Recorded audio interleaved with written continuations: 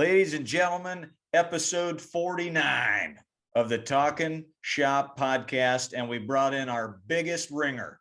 We're bringing in Mariano Rivera in the third inning against Julio Franco. Chad Chopper, it's beginning to look a lot like Christmas. How you doing, buddy? Man, I'm doing great. I'm excited for today. This is going to be a blast. So I'm ready to roll. Let's do it.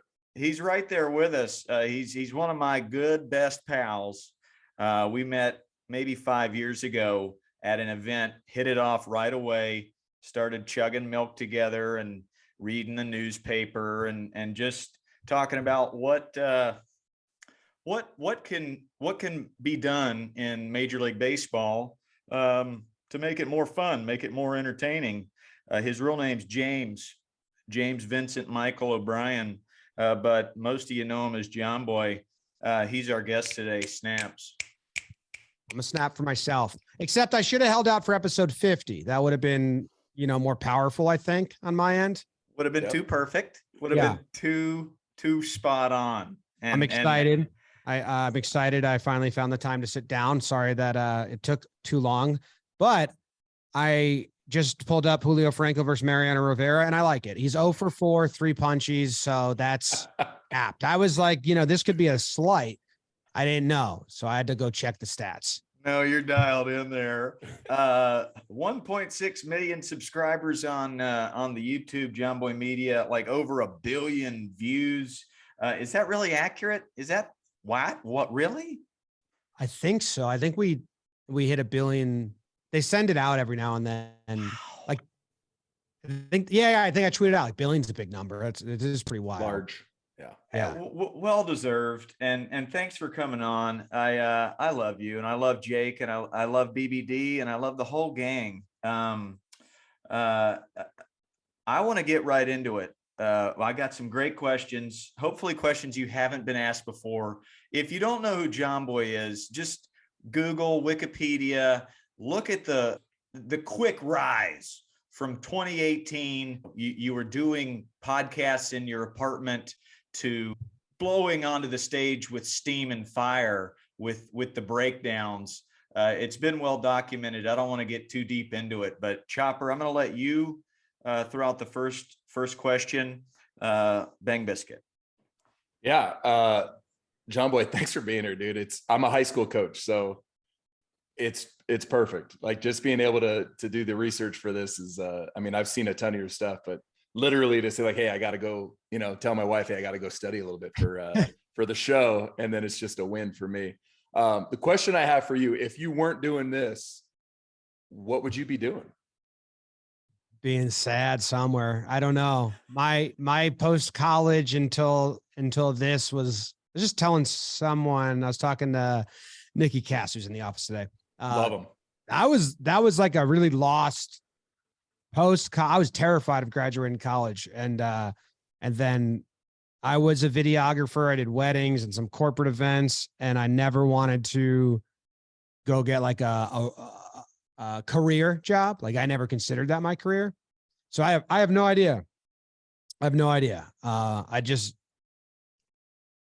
was really, really lost, and I'm really lucky that like I held out longer than I should have till like 27 chasing something, but I wasn't actively chasing it. I kind of was like a last ditch effort because I was doing videos and YouTube videos and web series and always writing or doing something creative, but I never made a big push until 2017 when I said, I'm going to do Yankees, and I said, and I'm going to really try to like cover the Yankees and build an audience and a community that talks Yankees with me.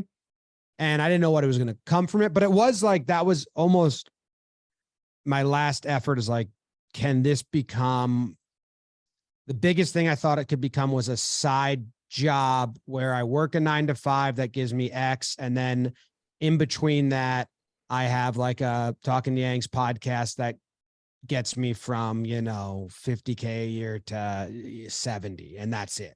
That was the biggest I thought it could be when I started, but I did make a big effort at that point. But if it didn't work, I really don't know. I was pretty lost. An editor for a company not making a ton of money and Just being resigning sad. that.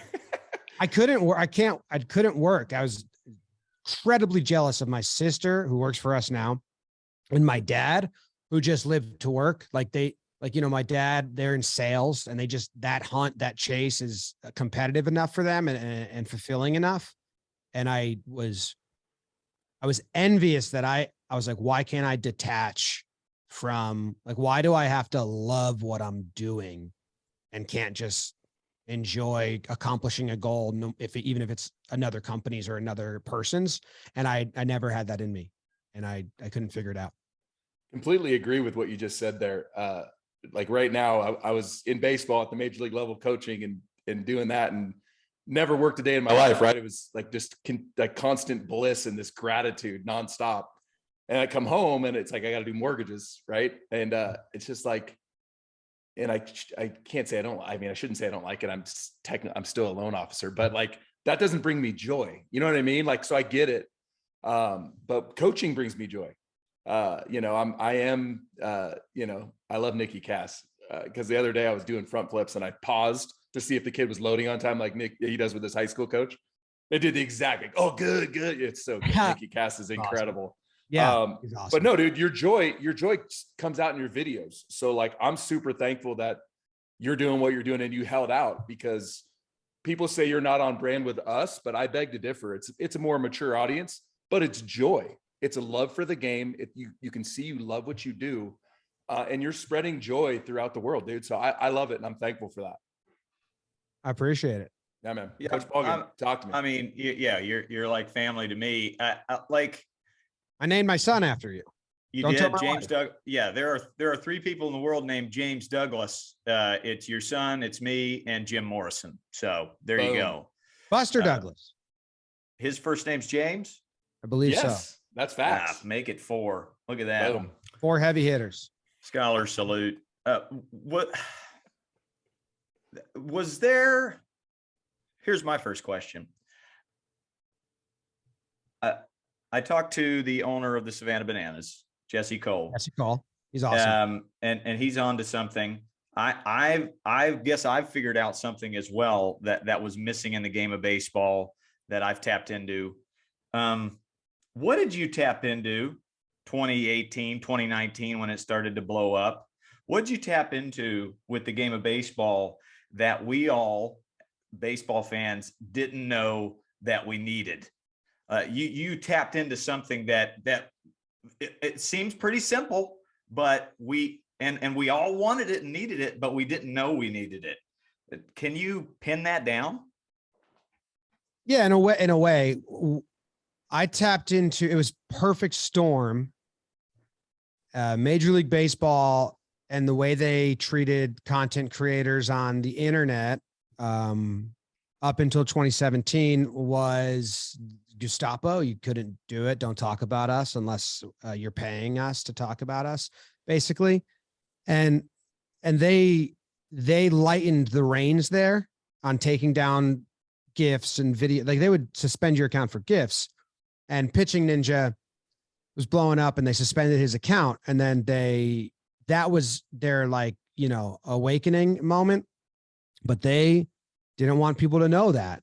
So they never publicly said, we're going to lighten it up. So I had nothing to lose in 2017. So if they suspend this account, I don't give a crap, because 300 people follow it. And there are people I don't even remember that I went to college with. So I just started posting videos and posting GIFs. It's just waiting for them to suspend it. And what I didn't know, and then I soon realized, was that they changed their policy and they allowed that to happen. So in 2017, now it's everywhere. I was the only account making GIFs of the game as the game was happening and saying, hey, you're at the beach right now, not watching, but look at this handshake they just did. It's hilarious. And I was not doing GIFs of gameplay. I was like, I'm going to show you the things you didn't see. When you got up to, celebrate that home run and high five your brother on the couch, They cut to the dugout, and that dude was just full on grabbing that dude's butt, and you missed it. And I'm going to show you that. And that was like how I went about it. And then I did 60-second recaps in 2017 of every Yankees game, just every time, just giving my thoughts. And it was like I live and die with the games, but I'm a little more within the margins of sanity than what was baseball talk or sports talk at the time. Like everything went to the debate and the yelling and the screaming. And I mean, if you know me and you know Jake, we are conflict averse, and that's not who we are. So I think it was a little bit of a perfect storm of like my content was able to be there when no one else was, or people were scared. And then also with the breakdowns, it was the humanity of it. Yeah. Like when I lip read managers and they're screaming F you and F this, and it's funny because they're swearing at each other, but it's also, even if you don't admit it, it's so relatable of like being that heated and saying stuff that doesn't make sense or isn't like, you're not going to stand by. Like I met Rossi from the Cubs at winter meetings, and his argument that I did this year, it was hilarious because they were just screaming, no way. And Ross goes, yes way. And my God, is that relatable?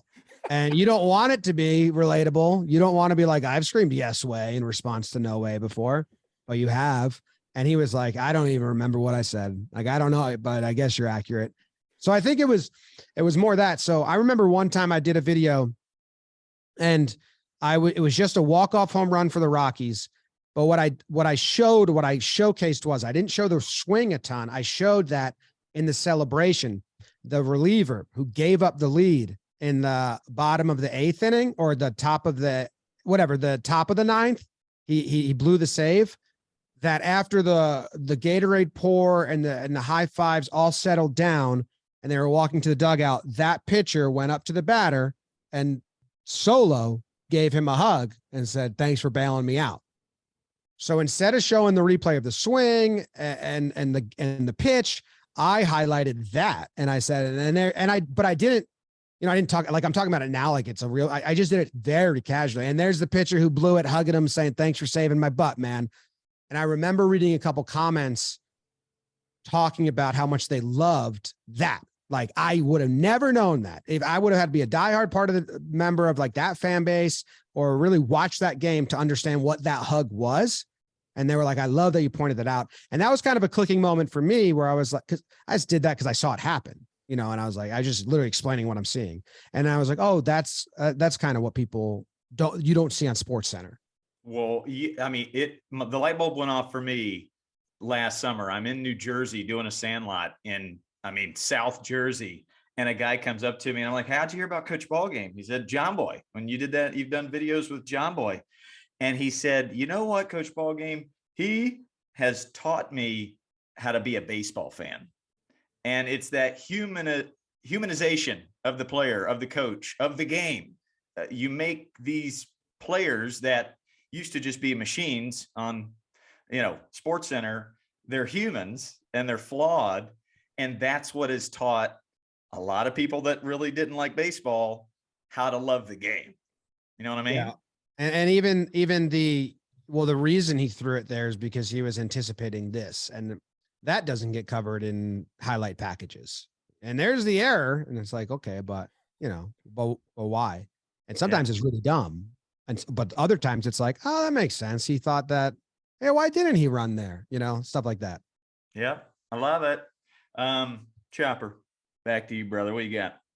Yeah, just thinking about my homework I did because I'm responsible. So I was watching Jomboy. I love the breakdown with Kirsch and Scherzer and Turner because I was there, and that didn't stop there. Like that was a little while of like, dude, I'm 0 for 40. And Kirsch just taps the ball and the guy doesn't cover. He's not doing his job and it's a hit. It's that easy. Is it easy for you to find? I would think it'd be easy to find content, but is it ever hard? Because, it's like you're looking at the right stuff. You know what I mean? You're not watching the highlights. We get that from ESPN. Is it ever a challenge for you to find content? Little things not that much now because people like my Twitter will blow up. But we have a request form, and I have someone now who helps go through the requests or through and I'll just like send him, hey, can you grab this for me? And then I do the editing. And he does a great job, but I love the little stuff. So sometimes it feels like lately, and I had less time this year to do stuff, that I was just working on the big ones. And those are, they get the most views and really get, the Angels fight went crazy.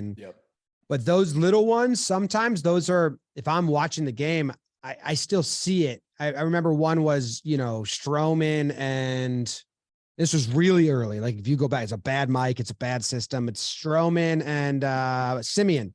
And this was one of the first ones I did that wasn't Yankees, because for 1 year I just did Yankees breakdowns, and I didn't know only Yankees fans knew. And then I in 2019 I was like, I'll do this for the league. Stroman and Simeon have a shake off fight. Like Stroman's taking his time, so Simeon steps out and Stroman steps out. I was just watching that game late at night, and I was like, that's funny. And it's sometimes those nothing ones people like more than the big ones. It's really hard to gauge, because sometimes I'll do something that I think is interesting and then feel like this was nothing. And I'm like, all right, well, and other times I'll do it and they'll love it. But there's 15 games a day in baseball. So It's easy when the season's going on to find moments. Off season's your challenge, I imagine. But now I see you're doing like winter ball. That was incredible. Like no one would have ever known about the ball coming in from nowhere. And the fact that ball had a magnet on the dude's hat, because it didn't just hit his head. Yeah. It came back and landed on his hat. That's why you're who you are. Because even if someone was trying to do what you do, they're not going to see that ball went straight up. They're not going to have the patience to be like, where'd that ball land? No way. That landed on his hat. It was probably 20 hours with that video. Right. But seriously, and it's, it's just combing through and then trying to figure out how do I, what's the order I tell this in? And for that moment, it's like, that's assault. But it is funny that the ball landed on his hat. Like, can I thread that line? Like, can I condemn the act, but also make people laugh about it landing on his hat? I went back and forth on that a little bit. I'm like, I got to make sure, because I like doing the audio pass in one take. So I try to give it some thought. I don't write a script, but it's just like more organic. Can you condemn that, but also laugh at that? Is that allowed here? And sometimes that's hard with the fights and the brawls. You did it though, because at the end you did like a disclaimer, like, "Hey, there was a lot of assault in this video. This would be there was a ton of assault. A lot of things happened. Large amount of assault. Yeah, it's messed up." But I mean, baseball is ingrained in that. I mean, if you look back at some of the videos from the 60s and 70s, you got guys that lay down bunts just so they can run down the first base line and tackle the pitcher while he's trying to get the ball. We've come a long way with assault in the game of baseball. Breaking up double plays up the middle. Oh yeah. That was assault. That was. I got to see the sausage get made at the New Manhattan Studios. There, I got to see a breaking down, editing a breakdown, and you look for the fan. You look for the interactions with the fans, and then their reactions to certain things. And I feel like that is my favorite part of your breakdowns. What's your favorite part of the job? I like the fans a lot, because they're a what's the word that TV shows use all the time? Like, they are the viewer. They're a conduit for the viewer in a way. So instead of, otherwise I have to tell you why the stakes are this.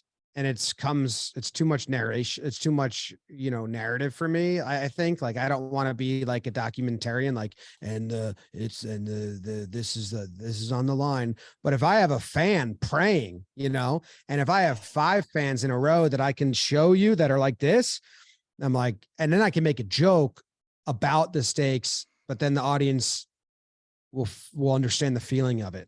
Like, this is how much is on the line, or the reactions of heartbreak. Like, I don't want to tell you, and the fans were heartbroken. So I love when they show fan shots. I love when I can lip read fans. And I met a kid at winter meetings who I lip read his mom at a Padres game, and they made shirts of it and all wore it, which is hilarious to me, because that's starting to happen. We're like, that was me.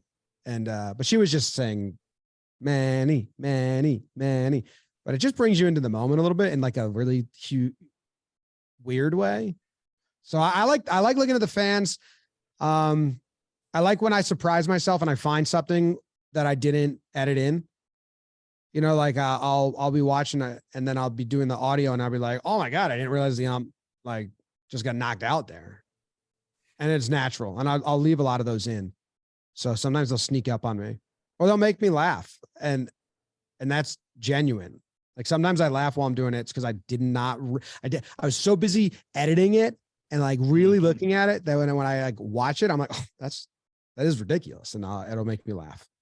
Well, everything I consume from baseball is Jomboy media circulated. And I mean, part of that is what you just talked about, like being I feel like you've doubled down on relatable because you think you are a fan of the game and you come off as that's the tone that all the podcasts, it's coming from the voice of a fan. And then in your breakdowns, when you're letting the fan be the on the spotlight, it's just doubled down relatable with viewers, and I think that's got to be part of the craze about Jomboy media. I want to go to Jake. You guys have been buddies forever, and he's talk about relatable and just hilarious. Love that guy. What's your favorite part of Jake? Not physically, but maybe mentally or socially. I mean, Jake is the Michael Scott of The Office. Like I mean, I'm a wallflower, so I think people don't expect that out of me. So if you're in a room with me or Jake, you're not going to talk to me. Like you're going to watch and be entertained by Jake, and he's got ability to like draw anyone. Like, my favorite thing is we go to college parties. I mean, I just tell someone like, hey, there's going to be a circle at one point. Everyone's going to be watching Jake dance. I'm like, what? And I'm like, just wait. It doesn't matter who we are or where we are, but he's just he's an entertainer. Like he wants to make sure everyone's enjoying themselves, having a good time. And, we're very alike in ways, and then we're very disalike in other ways, which is funny. And makes it work because I'm shy. Like my wife get mad at me because if I'm with friends I know, I'll be entertaining and crazy. But if I'm not with a close group, like she brought me to like her family's house, and she was like, "Why are you so quiet?" I'm like, "Oh, you only have hung out with me when I'm really a shy person." So, or just quiet. And Jake is so expressive and funny. He's quick with a joke. Like he's always going to make you laugh and ease tension. So it's nice having that around and having him be that shield of friendliness, which has been that way forever. Are you Dwight or are you Jim? Because probably more Jim, but probably more that way. But I mean, it sounds like a douchey thing to say. Compare yourself to like the main romance guy. Hey, you got them looks. Hey, it's not your fault. Dialed in, no gray in that beard. You're dialed. Got the same name. But I do miss your voice when you're not in the Talking Baseball pod. Trevor Plouffe, awesome. Jakey, awesome. But there is a missed voice there. There is maybe a little bit of Dwight in there that I miss. A little devil's advocate, a little bit of cynicism that I just love. And I'm glad that you love it because I think a lot of people, they're like, I think what happens is they're excited that their team's getting talked about, and then they only want compliments. And I'm like a realist negative more than in some instances, or like, okay, you're not going to win the World Series. Like there's like, 20 teams that just are not going to win the World Series. And I'll just be like, whatever, this doesn't move the needle for anything. And they're like, what? I turned in this episode just to hear about the needle being moved. And I'm like, oh, Trev and Jake will move it, but I can't fake enthusiasm or opinions. Like I can't even, I grew up, I couldn't even do Halloween. I'm so uncomfortable, like not being myself. So I do think I think you're in the minority of enjoying that, but I'm It's glad. so refreshing to me. And I guess I am in the minority. Chopper, what about you? You I in the love minority? it. And no, I love it. And it's just, there's some inherent truths. You're absolutely right. Every single year, no offense to a lot of fans, there's plenty of teams that are just there so that the good teams can play them. You know what I mean? Like we have to have a game. So like, no offense, to the Pirates, God bless them.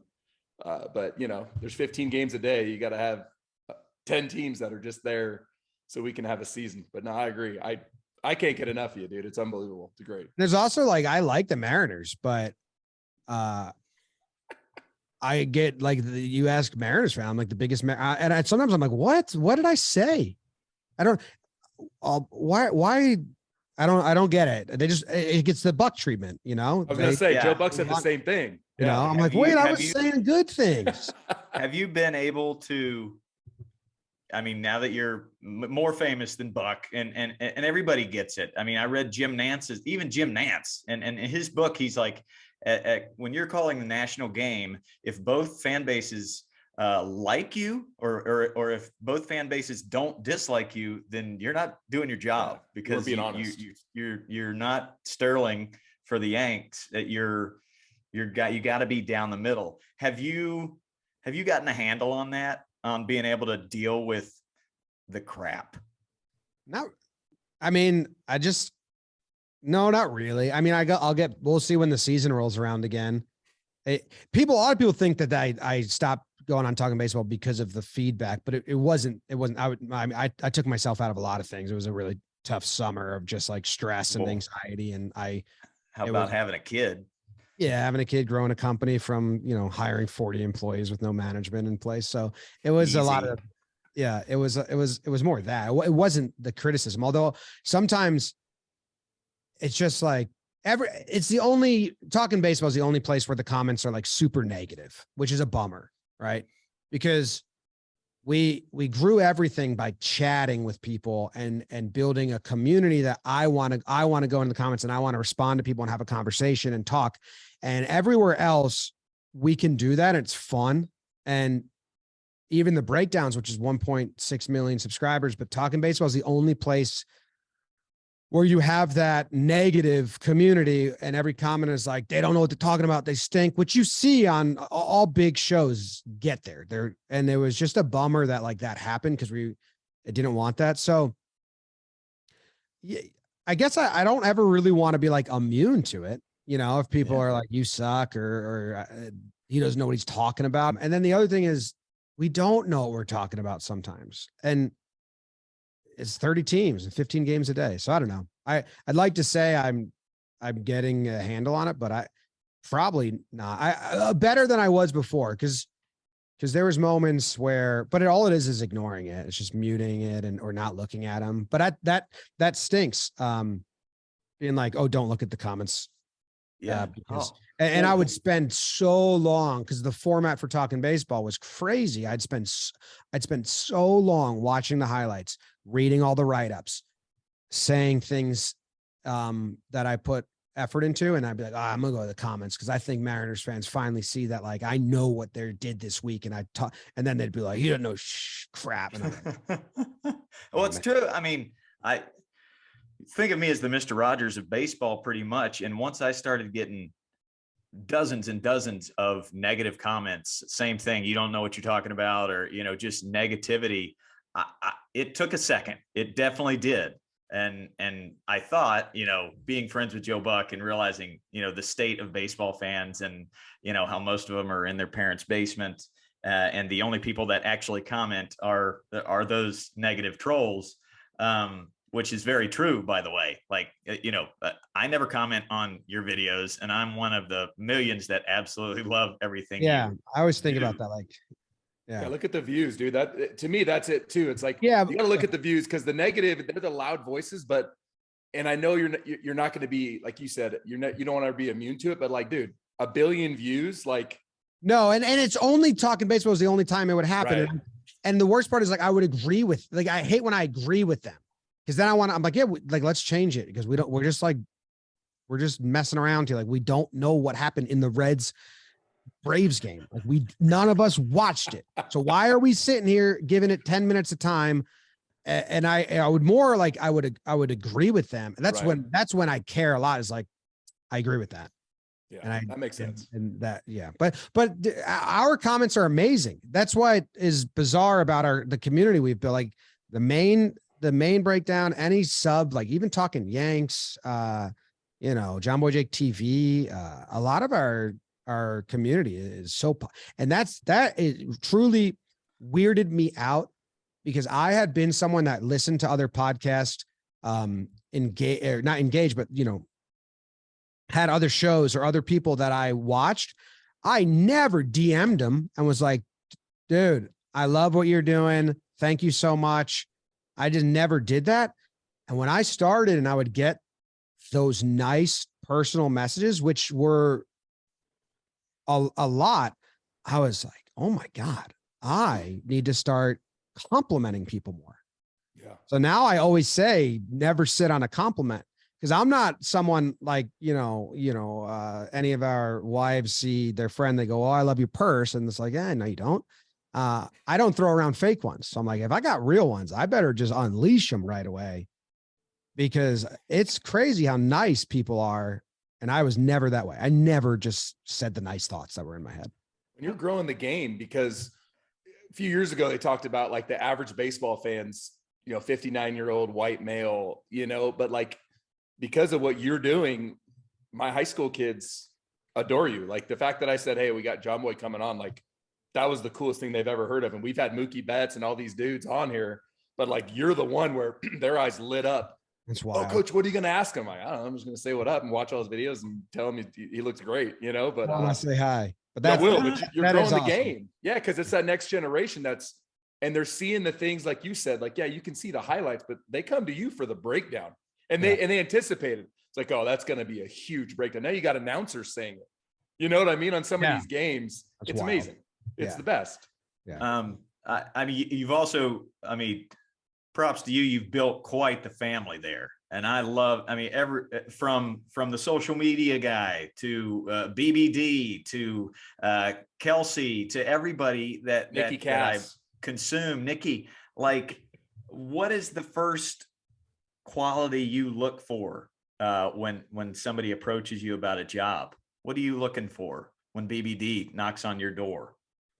And as a startup company and growing small, we had a little bit of wiggle room here, or you can't admit this when you're a big corporation, but we used to say we're on the friends, family, and fans plan. Everyone that worked and really pulled that rope was because they either knew us, we knew them, or they were part of the community already. And that was, I've been crying about this a lot. So if I cry, I apologize, but we've been doing a lot of reflective stuff on the company and where we've come from. And I've given 2 presentations and I've cried both times. That's good. You care. I can't control it, but we have people that quit their job, and we could only hire people at I think minimum, like we did a couple around minimum wage or $15 an hour, whatever minimum hourly is for whatever the intern is. And you said, hey, like we're really small right now, but I promise you that if you make yourself needed and help grow us, then we will get you to where you deserve to be. So we have like some people that left jobs where they were making better money, and I don't understand it. Like, cause I believed in what we were doing, that we would get big, and then helped us. And then, so we have a lot of people early on that did that. And it means more to me than anything. Like, if I don't like that to me means more than anything else. And that I don't know. So that I get tripped up on that a lot still to this day. And I don't get it.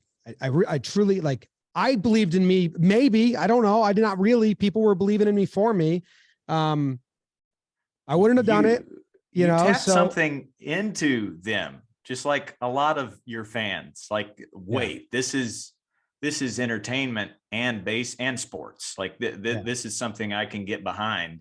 And I mean, yeah, I can relate so much, and I'm the same way, just kind of building as slow as I can.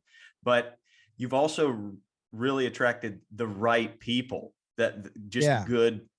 And It feels like family. It does feel like a slow build.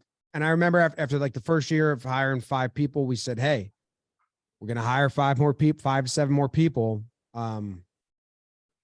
It's now your job to make sure our culture goes to them.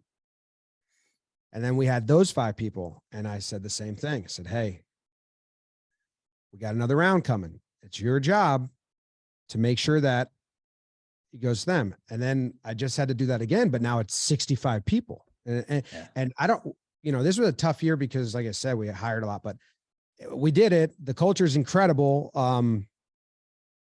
They really enjoy it. And now my struggle is, okay, once that wears off, we need to be a good company. So, you know, we need to go to HR and say, once like the allure of being part of this and pulling that rope and be part of a fun young team, let's make sure that we're a good company and our benefits are good and our money's comparable and all that stuff. So, I don't know. I credit Jake a lot. Like I said, he's friendlier, but top down, we've been able to grow it and maintain that culture. And I think it stems from those first 3 waves that I owe so much to. Well, I mean, and you're always ahead of the game. You're always ahead of, like, whether it's your merch or just a new theme, you're just a step ahead. And that's a high, like, I try and be that guy, you know, I try and find that new thing, that fresh thing. And a lot of times I'm playing catch up to you. And I've learned a lot about just how to run a company from you. And a big part of that is just delegate. Like, I've got 2 kids and a wife. You are about to have 2 kids and a wife, or you already have a wife and one. Like, what's your advice on when is it too much for you? Like, I feel like I could coach 1,000 sandlots a year and make 50,000 videos a week. And then I'm a bad father, or I'm a bad husband. Have you found the secret sauce there? No, it's never enough, or I always feel like I'm missing out on something. You know, the number one thing I wanted to be was a dad. So that's why in high school, my teachers would get really mad at me. Middle school, what do you want to be when you grow up? I said, a dad. And they say, well, how are you going to, well, I said, I don't care. Like that, what you asked me the number thing I want to be, dad. So my dad was corporate, worked for companies, a lot of business trips, but was around, like, coached my baseball games, did trips. And I don't know, you know, I don't know how he did it. He'll say, like, a lot of people that rose that level from, you know, he was regional salesman to regional manager and then eventually CEO. And he said a lot of his people, you know, that rose those ranks, chased that same dream. They divorced or weren't active or weren't around. And it was, so I had a really good role model there. But my one thing I'm struggling with right now is I don't, and my son's not a year, but when I tell my wife this, I say, I can't not be at an event where there's going to be pictures in an album. This is a fear of mine, that he's going to be like me. And I go through all my old pictures and he's going to say, how come daddy wasn't at this event? How come daddy wasn't here? And it's like I think of that whenever I'm like this trip or that. And you know, that scares me. So they did a whole trip and I wasn't there, and I was like, I can't do this. I can't not go again. So I have to figure that out. But as far as company goes, I'm 2 ways. I'm either in control and like have a very active voice and am maybe annoyingly in control, and you feel like I should let it up, but I don't. And then the right person comes, or the person comes who basically says, get out of here. And I'm out. Mhm. So sales, my sister came, she's a professional executive in that arena. I'm out. Tell me nothing. Clear that. Yeah. You Off know, my just plate. tell me at the end of the deal. She won't tell me at the start. She'll be like, hey, we just did this. I'm like, great. Social media, Kyle, I'm out. I'm not going to tell him what to do or why, you know, I trust you. You got it. You've proved me. So merch out, you know, so there's certain areas but it takes a while. So, and then there's content. I never want to be out. Like so as we grow and we get more people, that's what I want to be the head of the creative content. And like you're saying, do stuff that is different, that will fit our voice. And our audience has been great like that, because they allow us to try new things and fail. And then some people, you know, just do the breakdowns and like, all right, well, just watch the breakdowns. How about that? We're gonna try new stuff. So my favorite comment, I just said this, is when people are like, this is the content I didn't know I needed. Like, yeah, that's what I'm going for. Right. Like, Exactly. a blitzball tournament in a warehouse. No one asked us for that. Yeah. We did like code names. We got to get you in for one of those. We did it's a board game, code names, and Jake and I did whisper commentary, like golf commentators, while we were spying on them. And it was so fun. People liked it, but like, you know, so there's content that everyone does that works, and you do it because you know that people will buy the ads. But it's like, all right, well, let's do stuff that we want to do because it's a little weird. Yeah. Well, Yeah. I'll take a page out of your book as far as telling you something you didn't know you needed. And then I'll let Chopper ask the last question. I know you got to go, but I feel think like I'm good. I moved that. So if you want to keep, I'm here for whatever. Love that. Ooh, okay. I feel like with you pursuing your number one priority back when you were a kid, which is be a dad, that's what I see. That's what I see on your social media. When I talk to you, when we in person or on the phone, it's always about family. Since you've chosen that path and you've delegated and found people to help manage the company, that's why it's going to keep excelling. You know, just you just be dad, you just be husband, and then create content. And if I can do the same thing, if I can find people that can hold my coaches accountable and, try to take a little bit more off Mrs. Ballgame's plate and just be dad, be a good dad and a good husband. I think that's why it's becoming so successful. Chopper, what do you got for that? I mean, I completely agree. The best leaders trust the people they hire, right? So, and they know their strengths. So what Jomboy is saying is like, dude, I'm really good at creating content. So if I can trust you at your area, do it. And I don't even want to hear it. I don't need to hear it. I trust you. That's how people excel. So I mean, that's absolutely the play. And then if they screw up, then fine, you got to address it. But your folks aren't screwing up. They're awesome. And I love that you're doing stuff outside the box and you have that space to be able to say like, guys, you like what you like, but we're going to try the stuff we want to try. And, you throw stuff off the wall, something could land.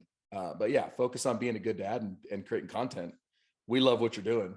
Question I have for you, Jomboy, where did your love for baseball or the Yankees, where'd that come from? Is that from dad? Is that from grandpa, grandma? The whole family. So, the 90s Yankees probably plays a big part, but also it was the tie, the tie that binds us. So my dad played in college. I think he was the batting average, single season batting average leader in the MAC. Played for Iona at one point. He was captain and center fielder, shortstop, freshman, sophomore year. That was always cool to me. So my dad played, but we grew up in New Jersey, and I was 7 years old in '96. I remember we were at my parents' friends, Larry and Diane's house for the World Series when they won. I remember the Yankees piling on the mound and all the adults screaming, and I was running around playing pool and in the background. My dad would come home for that whole World Series thing, and he'd fashion rally caps and put them on me and my sister's heads. And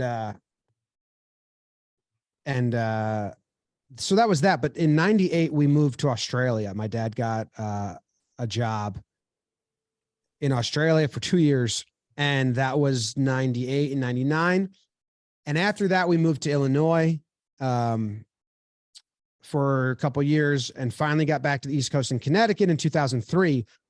But my parents kind of used Yankees baseball as our connection to the East Coast and our connection as a family. So I was like, we're a Yankees family. So we'd come home from school in Australia, and my mom would have already watched the World Series and the playoff games, and she'd have them on VHS. We'd eat dinner and we'd watch them on VHS. That's how I watched the Yankees in the World Series in 98, 99, because it was on, like 2 PM in Australia.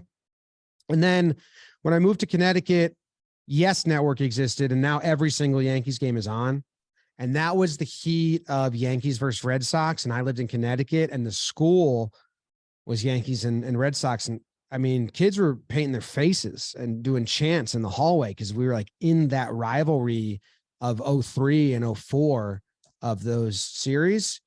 And that is when I started watching every game. Because when I lived in Illinois and Australia, I'd only watch the playoffs and stuff. Well, when I lived in Connecticut and Yes Network was in my house, freshman year of baseball or freshman year of high school, that's when I started. I was a diehard, like from then, pregame show, Yankees game, postgame show, next day, same thing.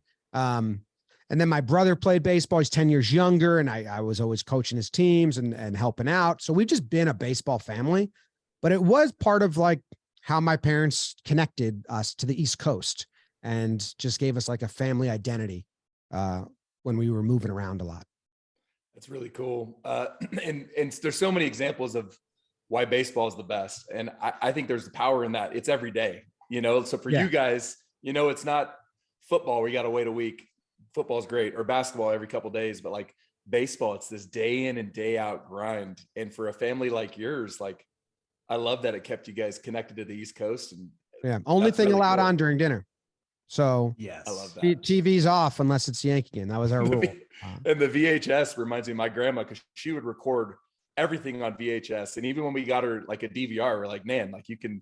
And our whole family's from Jamestown, so from upstate New York, and then they moved to California like the 60s. But it's, some about grandmas and VHSs, but she had Vin Scully. It was all Dodgers and Angels at that point. But I mean, that's it, dude. I love the day in and day out of baseball. That's great. Yeah. And my great grandma, we would do New Jersey down the shore at their house every summer. Yeah.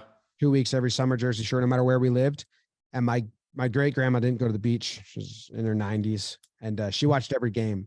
So I'd be 12 to from 13 years on. If it was a day game, my favorite thing was to, 1 o'clock, get out of that water, come back, put a towel on my waist or around my waist, because I couldn't sit on the couch wet, and watch baseball with my Nana. So like, it was just always kind of, and that was how I connected with her. So there's always ways to use it to connect with people around me. Yeah. Nan was my favorite human on the planet. We called her the Nan, and you're exactly right. Like there was nothing better to me than walking in. She would try to feed me because she's full-blooded Italian. So she'd try to pull out everything was frozen. She's like, I made this pasta 2 years ago, unfreeze it. I'd crush it. It was delicious. And we would just watch baseball, and then she'd shove candy down my mouth. And that would be, it'd be the best. I love it. Coach Ballgame. This will be my last one, and we'll get you out of here, brother. But this is a podcast for primarily parents of kids that play baseball, and trying to find resources for them, tools for their tool pouch, where they can be a better baseball parent. The game is kind of ingrained. The primal aspect of it is father and son. The Field of Dreams moment. Hey, Dad, you want to have a catch? I know a lot of dads and sons watch all your videos, and they're big fans of you. What's your advice to that dad? How do you make that kid love the game?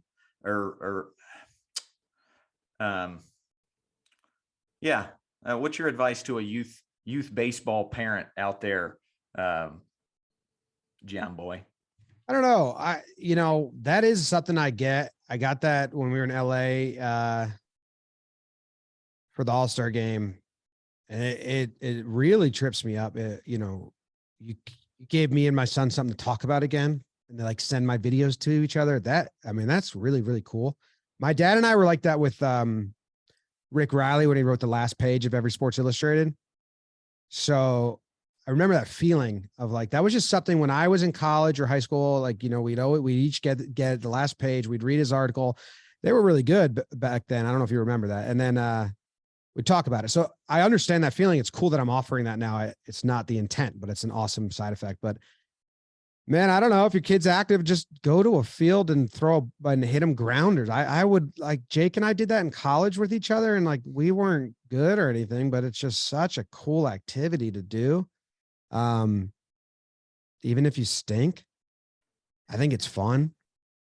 It sucks that a lot of people don't like feeling embarrassed or whatever. So, or like all these fields have time slots, and my town in California is public field. They kick you off it. I was like, well, what are you doing? They got to stop that. But, put a game on and don't talk. Who cares?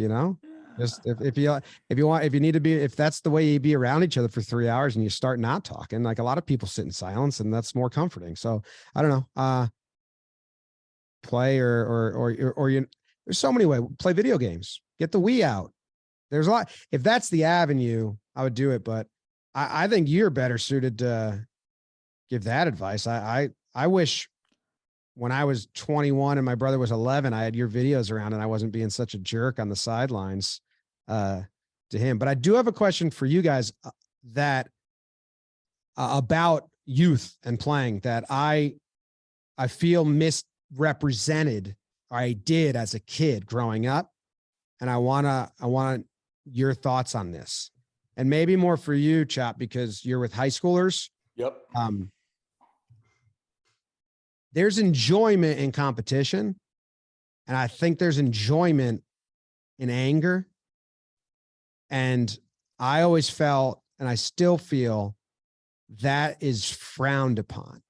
And sometimes the most fun moment of playing sports is when after this pitch, I'm going to be very happy or very mad. And that is the most fun moment.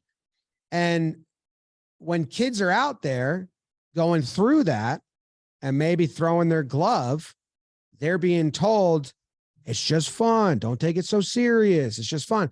And for me, the fun was in the serious. And I felt like, as long as I don't take this with me past the parking lot, I want to be as serious and as competitive and as psycho as I want to be, because that's how I enjoy playing sports.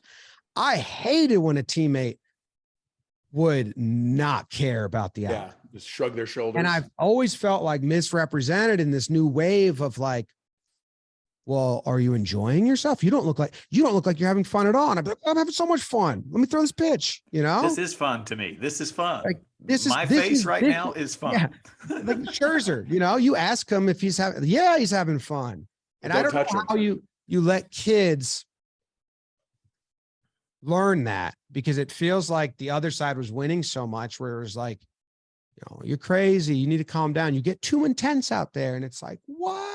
I thought that's what we were doing. Yeah, I can tell you. I'll start and then you go. For it. Sure.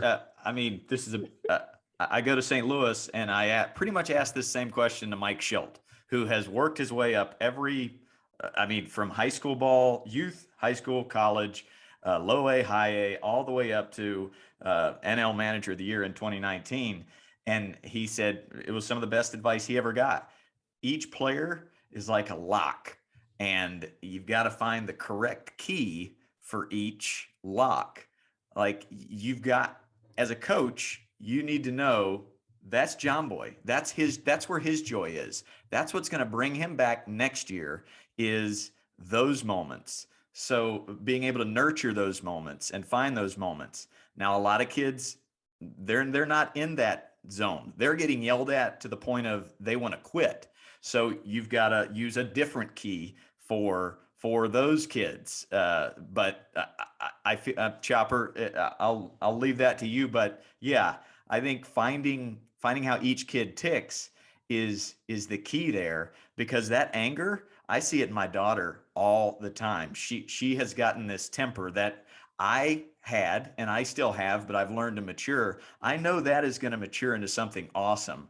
So being able to figure out how to go about that and nurture that, call it anger, call it a temper, call it drive, call it feistiness. Yeah, you don't want to knock that out of a person. So the term that's used, and Dave Roberts uses it, is compete, right? You want to have compete, or like a high level of give a shish for our audience. I'm huge on that with my high school guys. It's different with my younger guys. My younger guys, you got to kind of try to channel it.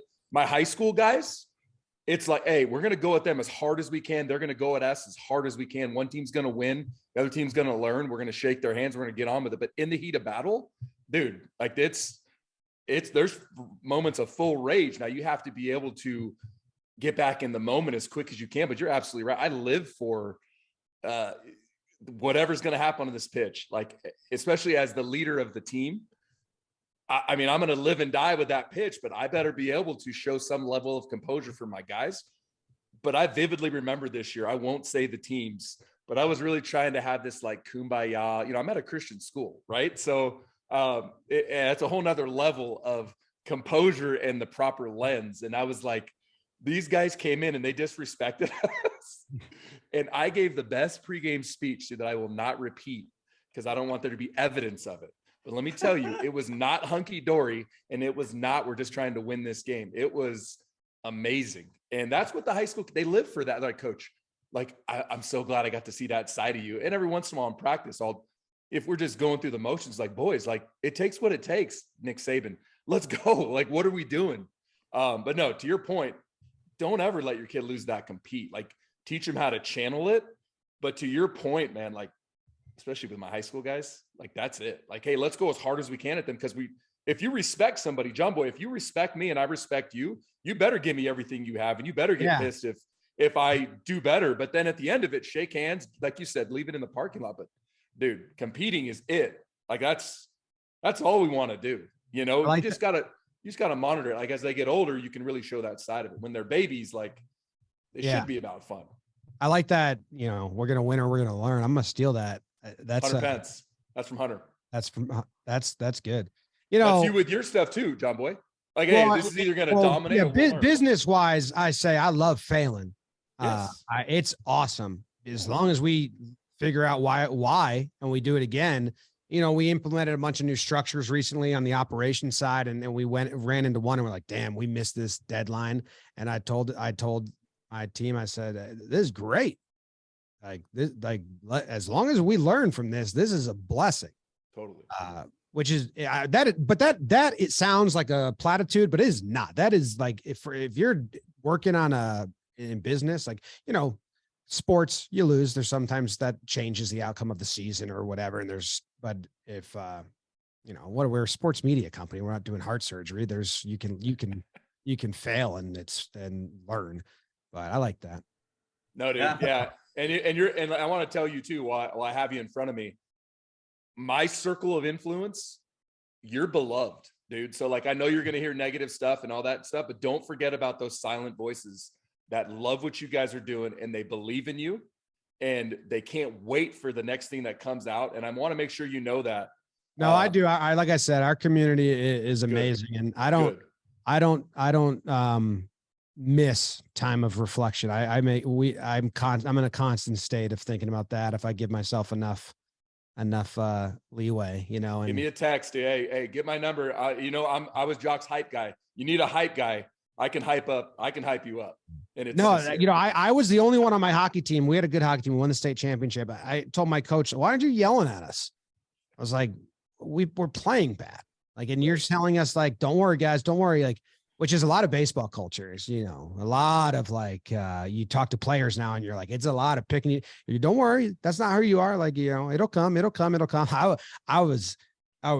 I would be mad. I was the only one on my team. My coach said, do you guys want me to yell at you when you're playing badly? And everyone else didn't. Everyone else said, no. I was the only one. I was like, yes. I hate fake positivity. Yes. I hate being patronized. Like, if I was a goalie, I could not be a backup goalie on a team. I would, when we were winning 6-0 and then they put the other goalie in, I'd be like, screw you, coach, start me or I'm out. I ain't getting this patronizing playing time at the scrap. I don't know how, but you have to if you're backup goalie, but I don't know how they did that. I would be, I'm out of here. Go play for, I'd rather play on like the lesser team and get real playing time when it mattered. Because nothing's worth playing the game when there's no stakes. 100%. Yeah. But I was annoying like that as a kid. I just wanted to compete. That's give a crap. Yeah. But I love that. I mean, a lot of times, I mean, the emails we're getting are, the parents in the stands are yelling and cussing, and it's causing kids to walk away from the game. So it's nice to have a different perspective. And I think there's a lot of apples to oranges as far as youth to high school and youth, obviously, to college and pro ball. But you're constantly just trying to see how your kids tick, and then make sure that the parents aren't being douche canoes and just trying to live vicariously through their kid. There's a lot of that. So I love when a kid's got fire. I mean, I love that. My brother was very good baseball player at a young age. Got burnt out by the AAU, and his high school coach made him run miles upon miles and he had Osgood Slogger, and it was like, you don't need to run that much. I'm sorry if you make your kids run. No. But it was He burnt him out. It doesn't work. It crushed me because he had colleges looking at him. He had some offers from D3 schools. He could have got more. He didn't play his senior year because the coach just ran it like a military. And I was like, man, that pained me because it was like, this kid's good. Now he works for us. He's awesome. He was really good, but he went to the Cal Ripken World Series when he was 12, and he was a really good hitter. And how he ticked was, for every game, I would say, this guy's going to try and throw a fastball by you, and he doesn't know he can't. Said, little pump up sesh, little Jock Peterson. That's just how I'd say it. I just say, he doesn't know, he can't throw one by you. He's going to try. Whisper. And that's all I would say. He was good then. It was like Cal Ripken World Series, and he had like 5 home runs. It was pretty cool. But I loved learning that. That was his key. That was like you're saying, that was how I unlocked him. Yeah. Where he'd be in the box now, and now he's got an enemy up there because that guy thinks he can throw a fastball by me, and he can't. My brother said so. And now you've got 65 employees that you try and unlock each day, Find right? the key. It helps. Yeah. Buddy. Well, thanks for coming on. Yeah, dude. Thanks for hanging with us. It was awesome. It's fun to chat. Unbelievable. Enjoy that burrito. Yeah, I will. I wonder what the meat's going to be. So do I. It's a mystery meat at this point. Could be anything these days. Yeah. You didn't say no, the veggie, the tofu. It could be anything. That's all I'm saying. Better not be. That'd be a strike. That'd be a lesson learned. I appreciate it, dude. Love you, buddy. Attaboy to BBD and Talking Jake and the whole crew there. I'll tell him, Sam, we got to get you around. I got some dates in mind to get you do some fun stuff with us, Coach. So I'll let you know. Little wink, wink there. Yeah. All right. Appreciate you. Have a great day. You're the best. You guys too. Thank you. See ya. Bye-bye. Oh, that was fun, man. That was awesome. What do you got? What's your takeaways there from the passion, our main man? It's the passion, it's the love for what he's doing, and it shows, and it's the fearlessness that he's not willing to make a mistake. And that's for anyone that's trying to grow. You've got to have that mindset of like, hey, this might land or this might miss, but I think it's worth my time. I think it's worth it. Let's go for it. And that's how you continue to grow. You could stay in your little box and not take risks and probably have a decent company. But if you really want to have 1 billion views, you got to miss. I also, he's kind of taken the same approach that a lot of successful TV shows have done, which is make things that make you joyful and make Andy you Kaufman. Laugh.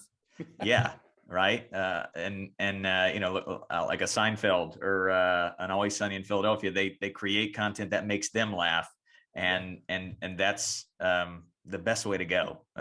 So, hey, we're creating content that makes us that fills up our That's passion right. bucket. And you know what? Like you just said that, like, that's how you can kind of, this is going to, in my mind, it makes sense, but that's how you can influence your circle of influence, if that makes sense. Like everything you do, I love, but you're making it because you love it and you think it's important, and you put this artistic and humorous spin a lot of times. And I get that. I get you. So it's like the people that are going to follow you, especially in social media, they're like-minded. Otherwise, they just won't watch it, or they'll say a dumb comment. But then as long as we have that ability to brush that off as a one-off, and like, oh, that negativity's, it's like what was it, a Little Nicky or whatever, Adam Sandler's like, you're not mad at me, it's because your dad hates you or whatever he said, dude. Like, they're not mad at you, they're mad that you're awesome. My takeaways for him is the reason he's successful is how much he cared about his employees, and crying, talking about the risk they took to go do that thing. And then his number one priority as a kid was to be a dad. That's what this podcast is all about. We're talking to a lot of dads out there that are just trying to coach their kid the right way and parent their kid the right way. Awesome. I had a great dad growing up. I had a great dad, great mom too, great dad. So me growing up, I just wanted to be a dad. I wanted to be a dad with a family, and sometimes we have to remind ourselves of that, because I think life gets going, and I'm sure you've had this too. And I know me, I've got 4 boys. And sometimes we can lose sight of that, right? With stress and pressure and bills and, work and all this stuff. But I got to remember that was always my goal, and to make sure that my babies know that. Yeah. Everything will fall into place if you're there. And I got to keep reminding myself of that same thing. My girls are always asking for my attention and my time, and I've got to go head first, 100% there. And then, side B is all the work stuff, all the other stuff. Good episode, brother. Great episode. Next week, we got newly promoted hitting coach, Aaron Bates. He got a promotion. So he's the co-hitting coach. How cool is that? We got Aaron Bates. Great dude, great dad, great baseball guy. I think we'll have a lot of great things to talk about with Aaron Bates. Then we'll take the week of Christmas off, and we start the new year with the voice of the Dodgers. Who's that guy? Joe Davis. Can't wait to talk ball with Joe Davis. He is such a good human. So our next 2 are just great humans. Aaron Bates, Joe Davis, a lot of Dodgers coming up. And Joe Davis is just, I can't say enough good things about him. Like, he is such a positive influence, just a great man. So really, and he's a dad too. So like, we've got a couple dads coming on these next couple weeks. I'm excited for next week, talking hitting at the highest level, and then how do you translate that to youth? I think that's going to be a really good episode next week too. Yep. Those sneaky good episodes. That'll be episode 50. Big snaps for Tommy G. Tommy Gold, our producer, always along for the ride. Have a great week, everybody. My goodness. Thank you to our Patreons, all the Patreons. They're the patrons. As we are dialing in our schedule for a Zoom with all of you to talk coaching, parenthood, all of the above. Thank you for supporting, and we'll see you next week. Have a great week. Don't forget to rake. See ya.